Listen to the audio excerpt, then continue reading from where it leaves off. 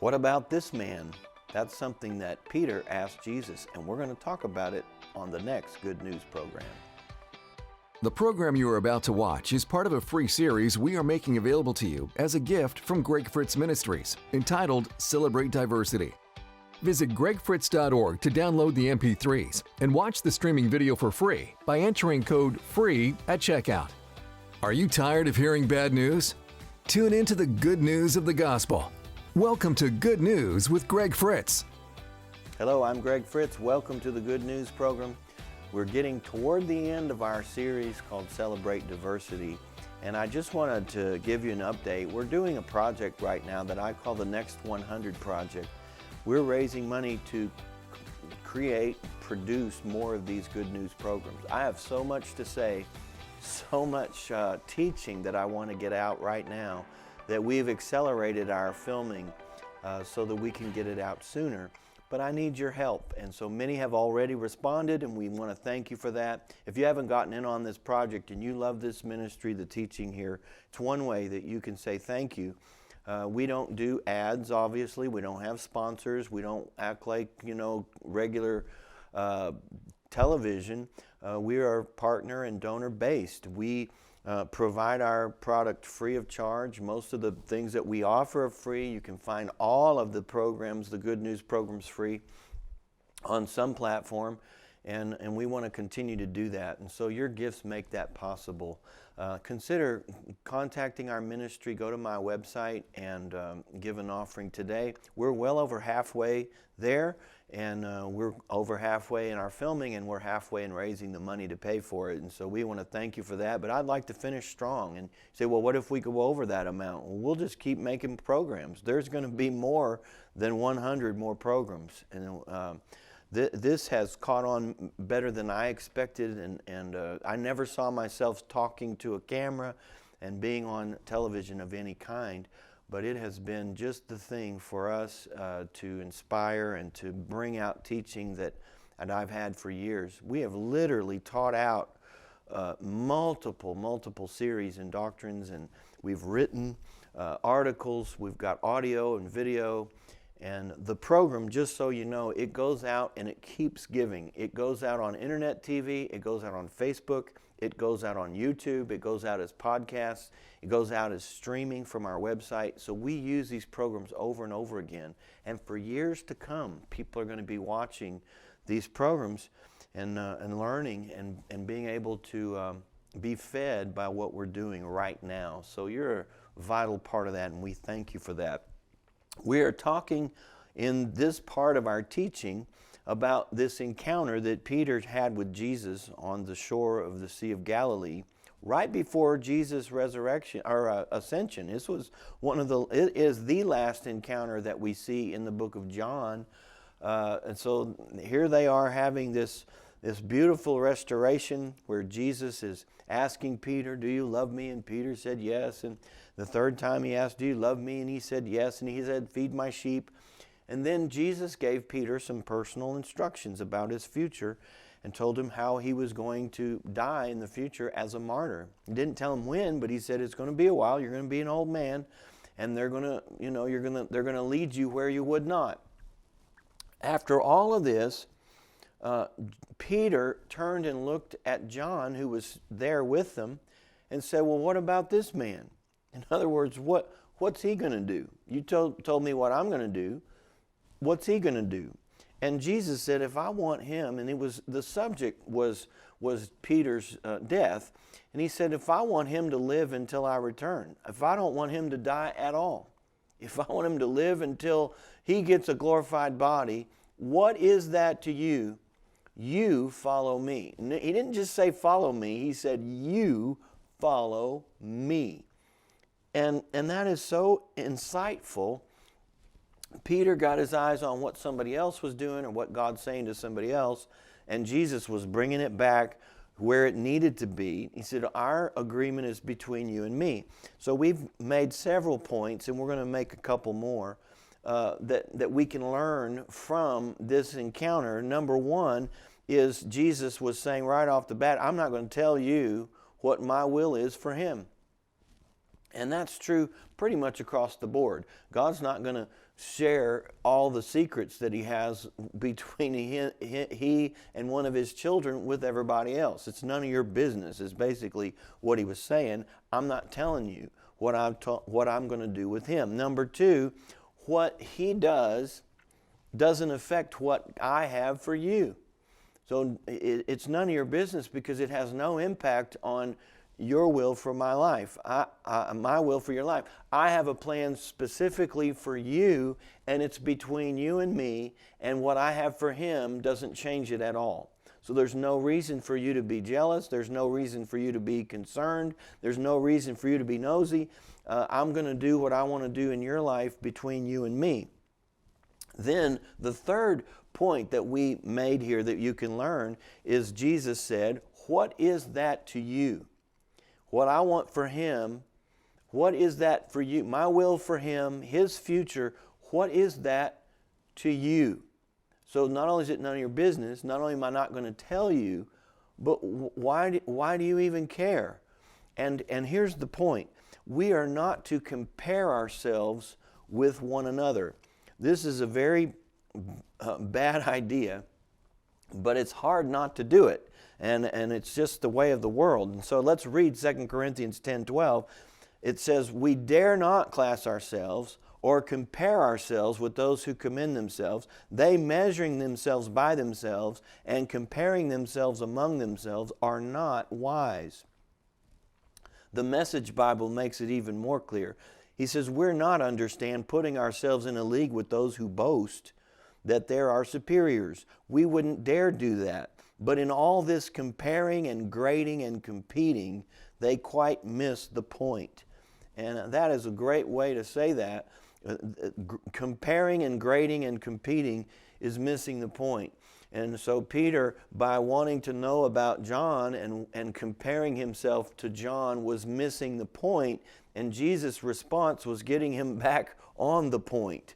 He said, you follow me. Don't worry about everybody else. Don't worry about what I've told everybody else. Don't worry about how your life stacks up to somebody else. I've said it before. I'm going to say it again. If you want to make yourself miserable, if you want to be really unsatisfied with what God's done in your life and all the blessings that you have, start looking at what somebody else has that's got more than you. Start looking at somebody else who's ahead of you.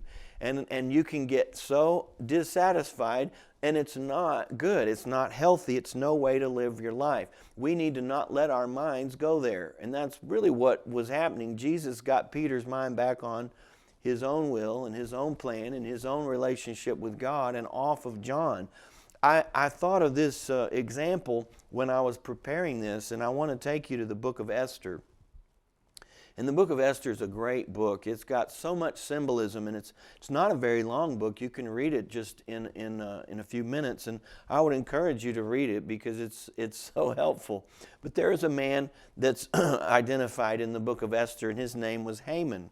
And a lot of what happens in this book relates to Haman because he was really an enemy to the people of God. But he was a very close friend of the king. And he made a statement that I just kept thinking about, so I added it to this outline. In Esther, go to Esther chapter 5, verse 9. Haman had just come from seeing the king. He was a very close advisor to the king. He was a very honored man. Everybody knew who he was. He had a lot of wealth. He had a lot of influence. And he should have been happy with his life. In verse 9, so Haman went out that day joyful with a glad heart. But when Haman saw Mordecai in the king's gate, that he did not stand or tremble before him, he was filled with indignation against Mordecai. And, you know, Haman was just driving out of the king's court, just driving past Mordecai, and because Mordecai didn't bow, Haman just got furious. And this is a great example of what about this man? You'd be so much better off if you never asked that question. Haman was so concerned with Mordecai and how Mordecai related, and Mordecai had nothing to do with Haman's life, nothing to do with his wealth, nothing to do with his relationship with the king as far as he knew, and yet he was fixated on Mordecai. He hated him because Mordecai didn't treat him the way he thought he ought to be treated. Boy, you can really get yourself off track when you get distracted by such things. And this is another case of what about this man? So Haman, verse 10, nevertheless, Haman restrained himself and he went home and he sent and called for his friends and his wife. So everybody wanted to be with Haman because he's famous. He's very influential. So he brings everybody together and he's all proud of himself because he'd just come from the king and the queen. And he says this in verse 11, then Haman told them of his great riches and the multitude of his children and everything in which the king had promoted him and how he had advanced him above the officials and servants of the king. He'd been promoted. He made lots of money. He had lots of possessions. Moreover, Haman said, besides this, the Queen Esther invited no one but me to come in with the king to the banquet that she prepared, and tomorrow I'm invited again along with the king. Then notice what he says, yet all this avails me nothing so long as I see Mordecai the Jew sitting at the king's gate. You know, that is a great example of what about this man. Mordecai was a Jew. They didn't have any standing. He probably didn't have any family. You know, Esther was his adopted daughter. He was her uncle, but they didn't really have a family. They had been, you know, captive in a foreign land, and they had really not a whole lot of wealth or rights or influence. He didn't compare to Haman at all. And yet he got in Haman's head to such a point that Haman couldn't be happy with Mordecai existing. You know, when you have that much concern about someone else, you're setting yourself up for a failure. That is no way to live your life. Don't let anyone get in your head and affect your view of yourself and what you have. Let's be clear-minded and see that what we have, God has blessed us with. And I may not have more than someone else, and I may have less than someone else, and I may not be as successful as someone else, but that doesn't change the fact that I'm a child of God, that God loves me. You know, I traveled for 30 years, and I preached in small churches, and I traveled in places, you know, and been in small situations, and you see other people, and they do the big meetings, and everybody knows who they are. You know, Andrew Womack introduces me as, this is Greg Fritz, somebody you probably never heard of. And that's how I've been my whole life. And it would be so easy to think, you know, how come nobody's heard of me? How come I haven't been able to do this or do that? But, you know, if you just forget all of that and go back to the time I was in Arkansas and digging holes and working for, you know, contract labor, just trying to support my preaching habit, those days I would have done anything and did do anything to be able to preach for a living. And God gave me that. And I was able to, I traveled the world. And preached to people and preached in services and schools and conventions and things and support, and my partners and my offerings supported my life and supported my ministry. How does that change just because somebody else is doing more or has more? It shouldn't. We should be thankful to God for the arrangement we have with Him and the things He's done for us and the things that He's allowed us to see and do. And probably most people watching have experienced more than they thought they would, done things that they never thought they would do, experienced things that they didn't expect that God has placed in their life. Don't look at what somebody else has done and begin to discount or be dissatisfied with what God's done for you. Don't allow the fact that Mordecai is not bowing or something like that is not happening to ruin your view of your life. It's just a tactic of the enemy, and it just leads to envy, strife, and division.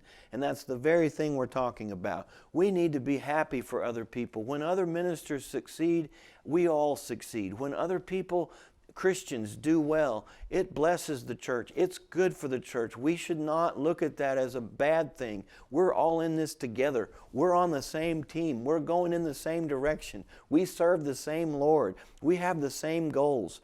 Good for them. Good for everyone who's done more than me, who has more than me. Good for them. I'm happy for them, but it doesn't make me miserable with what I have. I trust God for increase. I trust God to meet my needs. I trust God to fulfill His will in my life and within the boundaries He's set for me. And God does set boundaries for people. And there are certain things that you need to realize. There are things that I've wanted to do for many years and I haven't been able to do because it's not time yet. It's not within the boundaries He set for me. There was a time when I couldn't go travel to churches. I was supposed to stay put. Whether it was a missionary or I was a youth pastor, I had to stay put. And then God, He turned on the green light and He allowed me to travel. But He set certain boundaries. And so I traveled and I did that. And now He's changing things again and we're doing different things.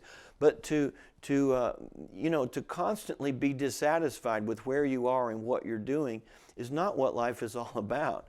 In the end, we ought to all be just thrilled that we know Jesus and that we're born again, that we're in the family of God, that heaven is our home, and not compare ourselves. I'm going to read it again, and compare ourselves among ourselves. The Message Bible, 2 Corinthians 10:12, in all this comparing and grading and competing, they quite miss the point. Isn't that something? You know, I was in a minister's meeting years ago, and I had just started traveling. I'd been in Arkansas for 2 years as a youth pastor, and man, I wasn't paid at all by the church. I worked and did odd jobs and worked for different contractors and things, and so then the Lord let me travel. Well, I had only been traveling for a few months, and went to this minister's meeting, and there was another guy there who was a little older than me, and he traveled. And so we hit it off really well, and we talked a little bit. We had a lot in common and talked about some of the things that had happened and some of the things we were experiencing. And then I didn't see him. And then he walked up to me, unannounced. It was just sort of impromptu. We were in between sessions. He walked up to me and shook my hand. How you doing? He goes, by the way, how much does it take for you to meet your budget? And I didn't know what a budget was, you know. I mean, I'd been in Arkansas for 2 years, and I just paid the bills and believed God. I gave my tithes, gave my offerings, and believed God that there would be something left, you know. And I'd come out of that, and I just started traveling. I had a very, very frugal lifestyle. I mean, I just had hardly any bills. And I said, what do you mean? He says, how much money do you need? Do you have to make it month to month? And so I had literally been living on $600 a month while I was in Arkansas. Now I had moved and I got a different apartment. I'd moved to Tulsa, so my expenses has increased a little bit. But my real answer would have been, I can live on whatever I make because God always meets my needs. So I don't care how little I make, I can make it. But he wanted a figure, so I gave him I just thought, well, if I had to just pay all the current bills monthly, and I gave him this figure. And when I did, he had my hand, and it was like I had the plague. He dropped my hand and backed off and said, oh, really? I said, yeah, I could make it on that. He said, well, I have to have a lot more than that to make it. My budget is over twice that much. And he turned around and walked away, and I never saw him again. I never saw him again because I didn't make enough money to impress him or to, I don't even know why. I didn't know that had anything to do with it. I didn't really know what his point was or what he was getting at when he asked the question. But obviously, he's comparing us and comparing ourselves among ourselves, which is not wise. And he walked away. And you know, it didn't bother me a bit. I thought, well, if he's that shallow, I don't think we would have had much of a relationship anyway. But it really did cause his true colors to come out. And I laugh about it now because I actually was making more money than what I had told him. But he said, how much do you have to have? And so I just like cut it way down and told him that, man, did it really affected him.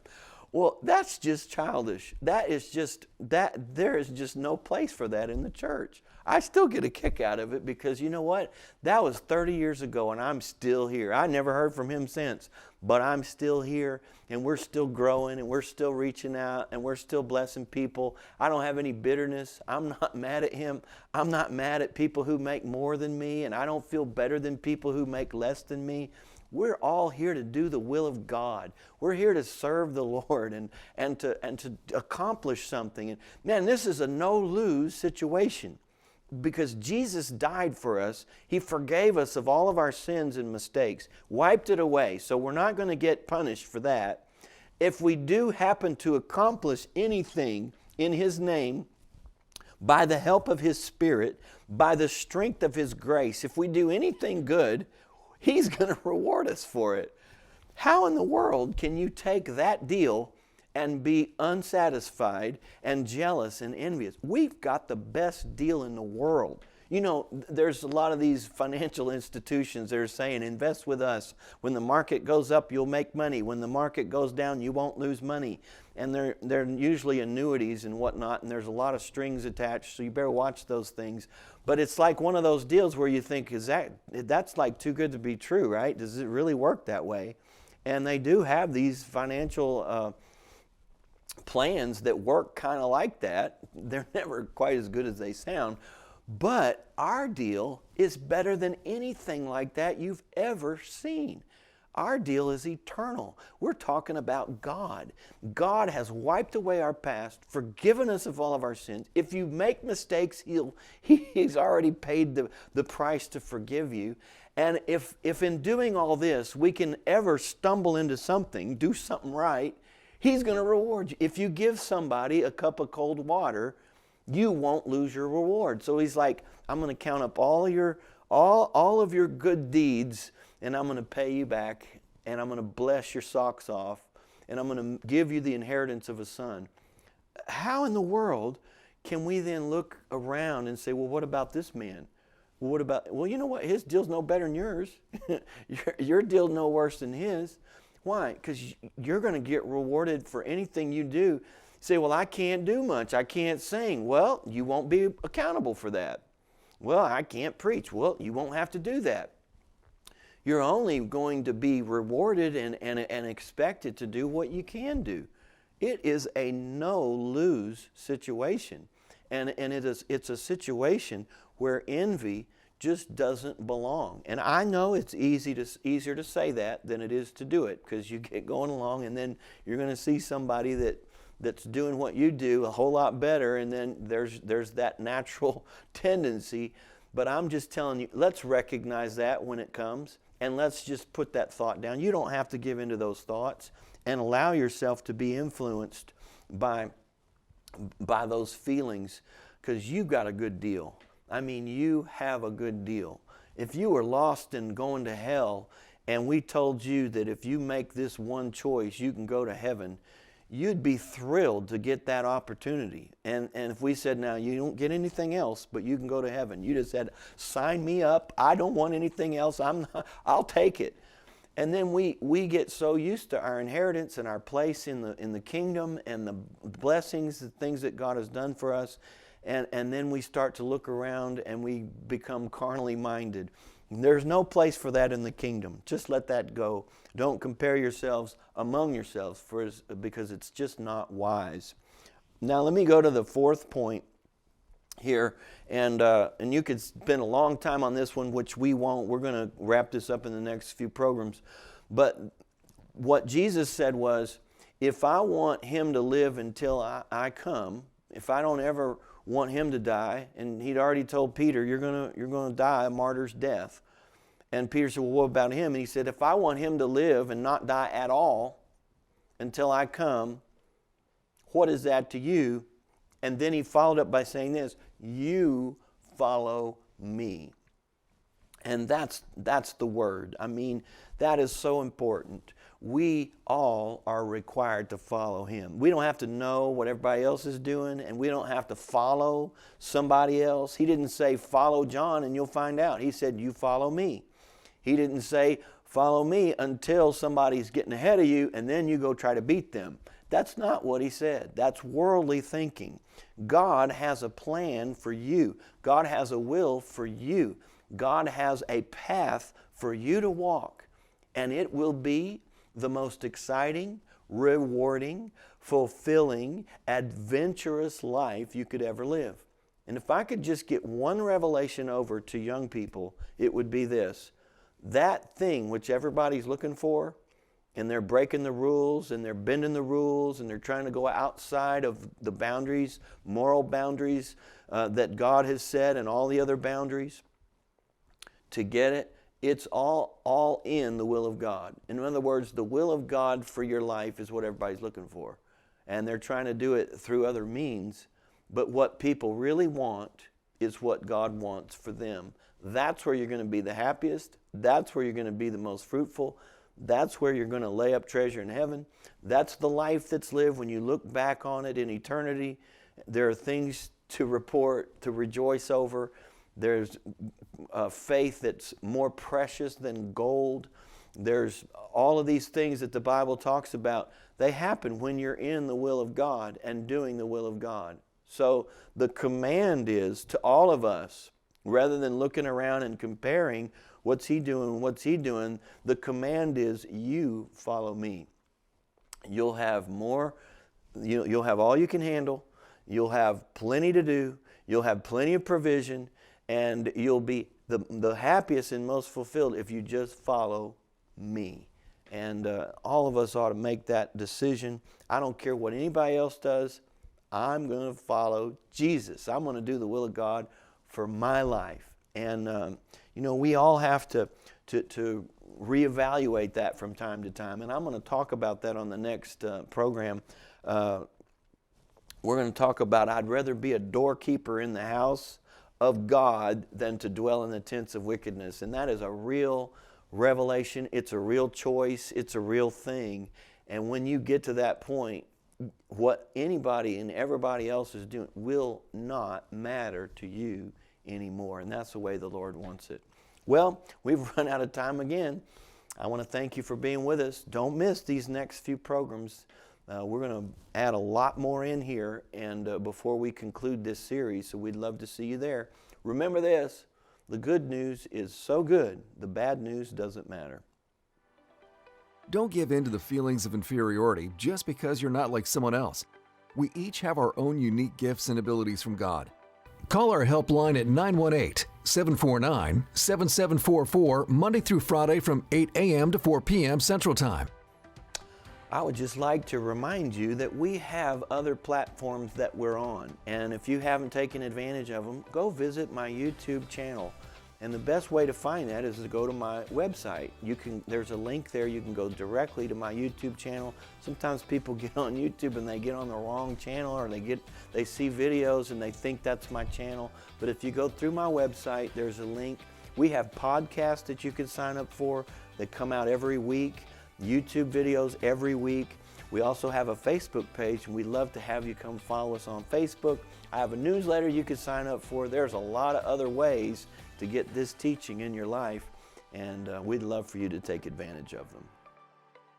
Greg Fritz has been changing lives through the good news of the gospel for over 35 years. This good news will inspire, inform, and change you so you can live daily in all the promises of God.